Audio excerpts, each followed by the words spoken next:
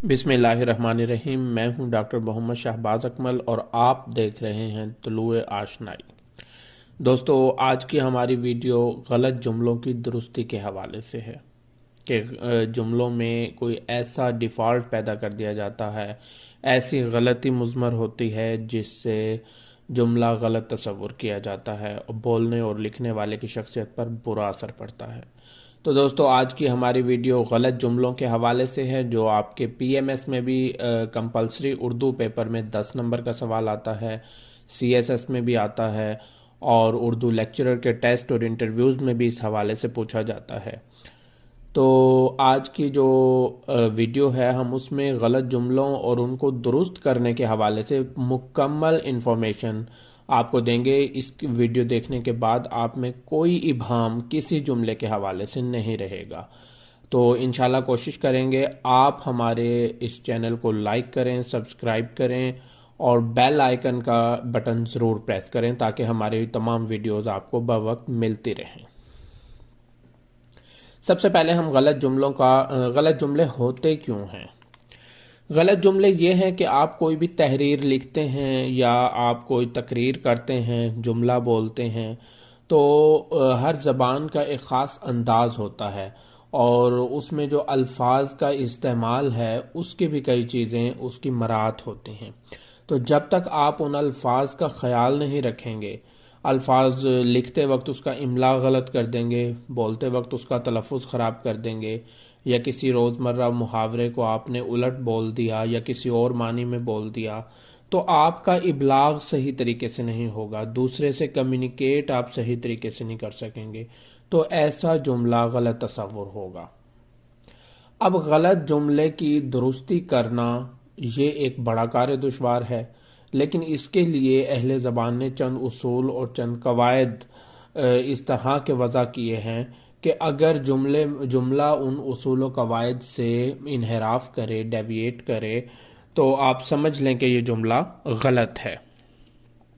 तो आज हम सबसे पहले उन चंद उसूल और कवायद को डिस्कस करेंगे कि जिनकी बुना पर हम ये कह सकते हैं कि जुमला गलत है, और फिर गलत को सही कैसे करना है वो भी हम इन उसूल और कवायद से देखेंगे।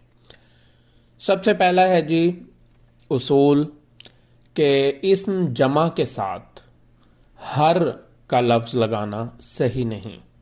जैसे हम ये कह देते हैं कि हर तरफ फैली हुई है या हर शख्स आ गया है, तो ये उस तरह का हर इस्तेमाल करना है, लेकिन ये जमा के साथ इस्तेमाल नहीं हो सकता। मिसाल के तौर पे जैसे हर समतों में फैली हुई है, हम नहीं कह सकते। हर अजला में ये काम हो रहा है, ये नहीं कह सकते। हर अफराद ये काम कर रहा है, ये हम नहीं कह सकते, ये गलत है, क्योंकि जमा इस्म के साथ हर का लफ्ज़ नहीं आ सकता, ये गलत तसव्वुर होता है। तो फिर सही क्या है, ये सिंगल के साथ लिखना है, आपने वाहिद के साथ हर का लफ्ज़ लगाना है।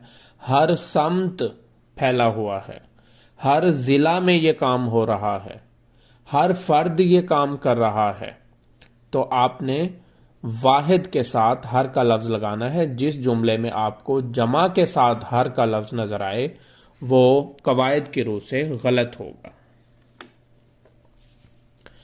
अगला उसूल हमारा है कि दो लफ्ज़ हम लाते हैं, ना ही मैं आया, ना ही मैंने खाया, तो ये दोनों लफ्ज़ एक साथ लाना, ना ही, ये कवायद की रूह से जुमले को गलत कर देते हैं। गलत जुमले की मिसाल देखें कि ना ही गोश्त लाए, ना ही सब्जी लाए।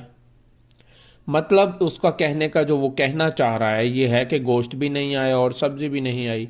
तो हम इसको सही जुमला कैसे बना सकते हैं, हम इस ना ही को एक साथ नहीं रखेंगे बल्कि एक हटा देंगे और दूसरा जो ना ही है उसमें भी हम फ़र्क पैदा कर देंगे। जैसे ना गोश्त लाए, ना सब्जी ही लाए। ठीक है, यानी इससे मफहूम भी वाज़ेह हो रहा है कि गोश्त भी नहीं आई और सब्जी भी नहीं आई। और हमने कहा कैसे कि ना गोश्त लाए ना सब्जी ही लाए, तो ना और ही एक साथ से हमने अलग कर दिया, तो इसको हम क्या कहेंगे, ये सही जुमला है। جی نیکسٹ ہمارا رول جو ہے وہ یہ ہے کہ دو ہم معنی الفاظ ایک جملے میں نہیں لائے جا سکتے۔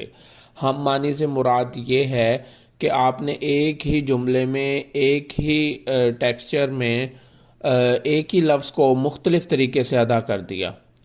اب جیسے ہماری مثالوں میں دیکھیں کہ مہینہ بھی ماہ کا مطلب ہے اور ماہ کا مطلب مہینہ ہے، تو آپ نے ماہ رمضان بھی کہہ دیا اور پھر آگے مہینہ بھی کہہ دیا۔ تو یہ ہم معنی الفاظ کا دو دفعہ استعمال ایک جملے میں غلط ہے۔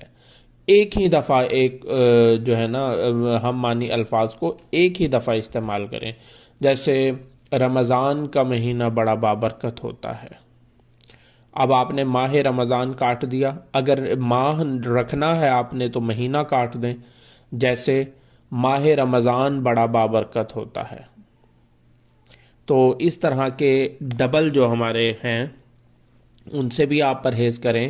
جیسے آپ کہتے ہیں کہ آب زمزم کا پانی پی لیا ہے، آب کا مطلب بھی پانی ہے اور پانی بھی پانی ہے، تو یہ بھی ڈبل میننگ والا ہے اور ایک ہی جملے میں اس کا استعمال صحیح نہیں ہے۔ کوہ ہمالیہ کا پہاڑ، اب دیکھیں پہاڑ اور کوہ، پہاڑ ہندی ہے اور کوہ جو ہے فارسی ہے، لیکن معنی ایک ہے، تو یہ ہمیں خیال کرنا چاہیے۔ اسی طرح سنگ مرمر کا پتھر، اب سنگ بھی پتھر کو فارسی میں کہتے ہیں اور پتھر ہندی ہے، تو لیکن معنی ایک ہے۔ ان دونوں معنوں میں سے ایک کو استعمال کریں، یا تو سنگ مرمر کہیں یا مرمر کا پتھر کہیں۔ نیکسٹ ہمارا رول ہے ایک حرف جار ہے نے۔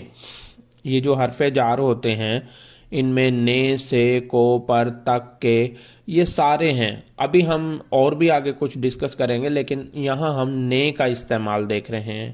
کوئی بھی مصدر آ جائے، اب مصدر کے آخر میں آپ کو پتہ ہوتا ہے ایسا ایکشن جس کے آخر میں نون الف نہ ہے اردو میں، تو پینا، کھانا، اٹھنا، جاگنا، سونا، یہ تمام مصادر ہیں۔ ان مصادر کے آگے یعنی مصادر کے ساتھ اس جملے میں نے کا استعمال اہل زبان اس کو ممنوع قرار دیتے ہیں، جیسے کہ اس نے پانی پیا، تم نے کھانا کھایا۔ تو یہ جو ہے نے کا استعمال یہاں متروک ہو گیا ہے، غلط تصور ہوتا ہے۔ آپ وہ جو فاعل ہے جو پانی پی رہا ہے، جو کھانا کھا رہا ہے، اس کو بڑی یہ کے ساتھ یعنی یائے مجہول کے ساتھ آپ لکھیں، جیسے اس نے کو آپ اسے کر دیں، تم نے کو تمہیں کر دیں۔ یہ اس طریقے سے آپ نے فاعل کو استعمال کرنا ہے۔ جہاں مصدر آ جائے تو وہاں نے کا استعمال نہیں کرنا، بلکہ آپ نے فاعل کو اس طرح کر دینا ہے کہ وہاں نے استعمال نہ ہو۔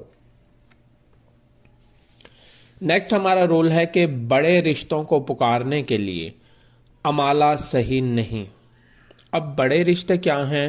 جیسے آپ سے جو عمر میں بڑے ہوتے ہیں، آپ کے چچا ہیں، تایا ہیں، بڑے ماموں ہیں آپ کے، یا کسی اور سے بڑے انکل سے آپ کا احترام کا رشتہ ہے۔ بڑے رشتوں سے مراد ہے کہ جہاں احترام آ جائے، تقدس آ جائے، ٹھیک ہے جی، اور اس میں امالہ نہیں کرتے۔ اب آپ یہ کہیں کہ امالہ کیا ہے؟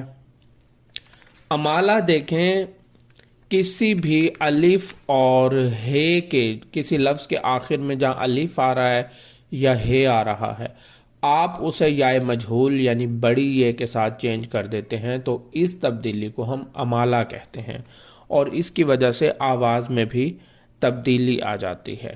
تو یہ جو امالہ کا عمل ہے یہ بڑے رشتوں کو پکارنے کے لیے صحیح نہیں ہوتا۔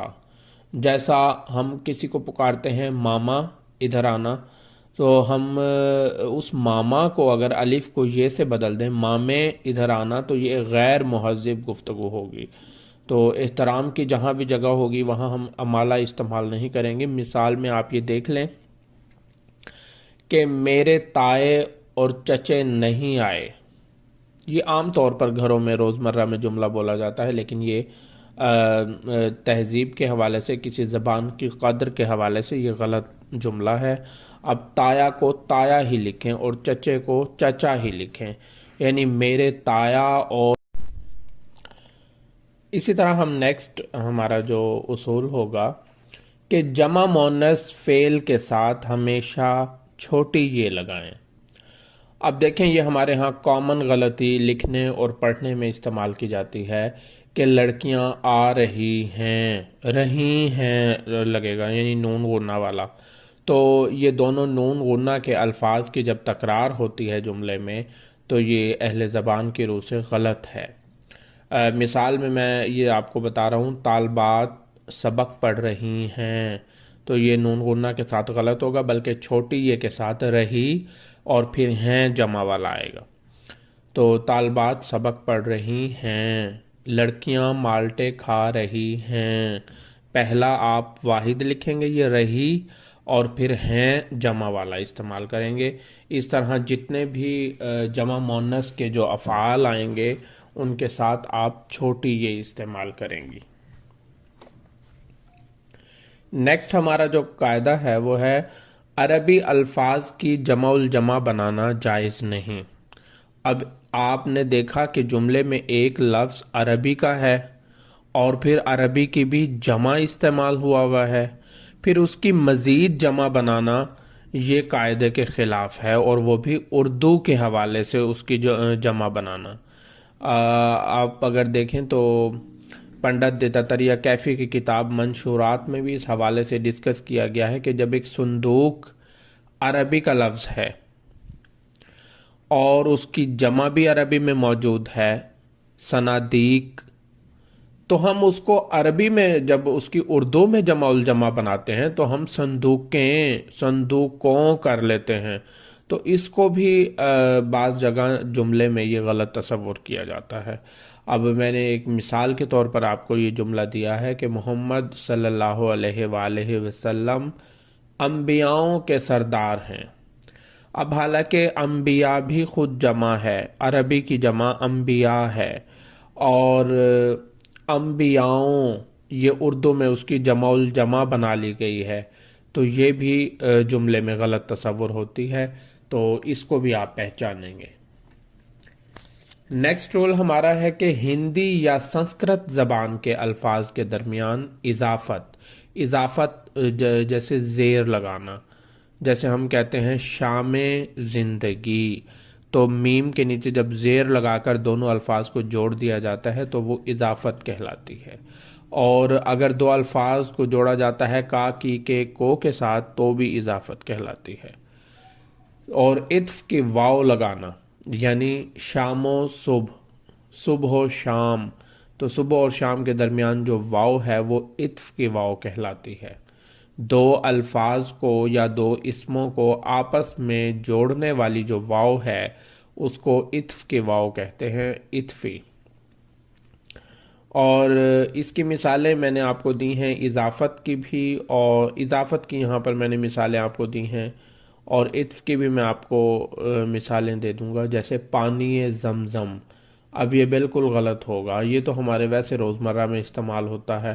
پانی ہندی ہے اور زمزم عربی ہے، تو عربی کا ہندی کے ساتھ اضافت نہیں لگتی، تو یہ بنے گا آب زمزم، یہ ٹھیک ہوگا۔ اسی طرح کوہ بنجر ویران کو کہتے ہیں، اور کوہ بنجر ہندی ہے اور کوہ فارسی ہے، تو ہم نے پڑھا کہ بھئی ہندی کے ساتھ فارسی اور عربی کی اضافت نہیں بنتی، تو اس لیے ہم نے اسے کوہ ویراں کیا، تو ویراں بھی فارسی ہے اور کوہ بھی فارسی ہے، یہ اضافت ٹھیک رہے گی۔ اسی طرح ہم عطف کی واو کو دیکھ لیتے ہیں۔ صبح و شام دونوں فارسی کے الفاظ ہیں اور دونوں میں یہ عطف کی واو لگ جائے گی، ٹھیک ہے جی۔ پیر و منگل دونوں ہندی کے الفاظ ہیں، ان میں عطف کی واو نہیں لگے گی۔ اگر یہ پیر و منگل یا سوموار و منگل ہم کہیں گے تو یہ غلط ہوگی۔